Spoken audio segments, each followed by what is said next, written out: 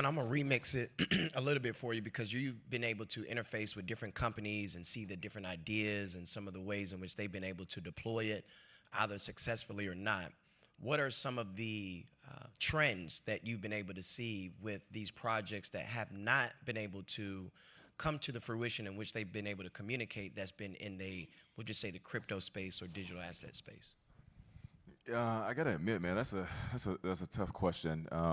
Mainly because I really can't think of companies that have, at least locally, that have done some. I think they might be a bit more positioned to remark on that. But I will. It does make me think about a few things. One, just the importance of being aware, and how like the goal is not to get rich, is to get ready.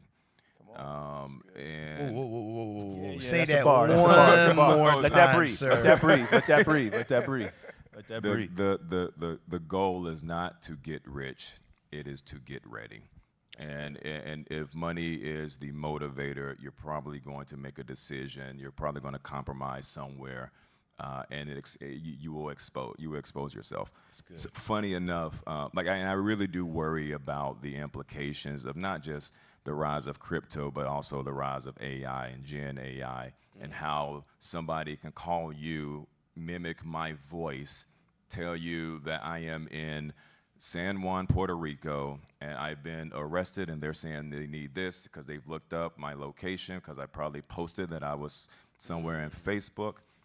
They're saying all of the things. I tried to call Hood. He's from the west side. It's the best side, but he ain't picking up. Right? And so they're saying all of the right things, and they've gained your trust. And next thing you know, you've emptied out whatever to them.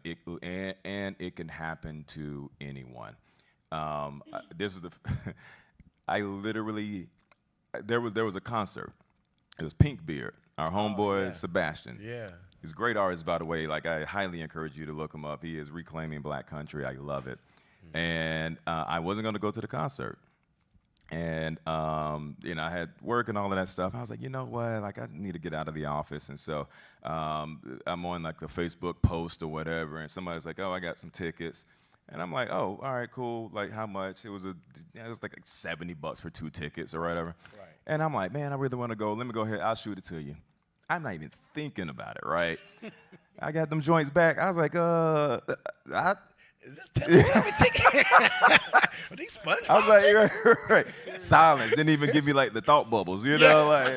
I was like, I can't. I just got because I was so fixated on wanting to go to the concert that I wasn't paying attention to the obvious signs, right? Yeah. And it's only 70, but it could have been 700, or it could have been Beyonce or what, whoever, who knows, right? And it's so the funny thing is, I did that on the day I posted to Facebook about being aware of scams. Literally the day, right? And so it was a powerful, powerful reminder. It literally can happen to anybody. So stay aware, stay vigilant. And I would even go so far as to encourage you all to have a family password. Because if somebody calls you saying that they're such and such and they're in trouble and they need you to send this, take a moment. It's like, however you want to communicate it, but have a password that obviously you don't share, you don't post, things of that nature. Highly encourage you all to do that. And another thing I'll say, especially for us, right? For folks who have been traditionally marginalized, otherized, left out of all of these technological changes and advancements, your lived experience is a competitive advantage. And I think about when the internet really took hold and how everybody was on MySpace, and if you wanted a hot MySpace page, you're coding, snowflakes falling, and music and all of that stuff, and it to me, it said that we were a generation of coders and programmers and engineers and creatives, but we didn't see our infrastructure around us reflect that. It wasn't until I got to college that I realized computer science was a degree, it was a course of study, and I just happened to stumble into it. So I say that to hopefully encourage people to bring their values and their ideas to these new and innovative spaces. And what's so cool now is with the advent of AI, it's really lowered the barrier of entry to a lot of these things. And so if you have an idea that you want to mock up, you can literally type it out into systems like Lovable or Bolt or Replit and say, I want to create this system that does this, it has this back end, whatever, and it will spit it out for you and at least give you an MVP and something to play with, right?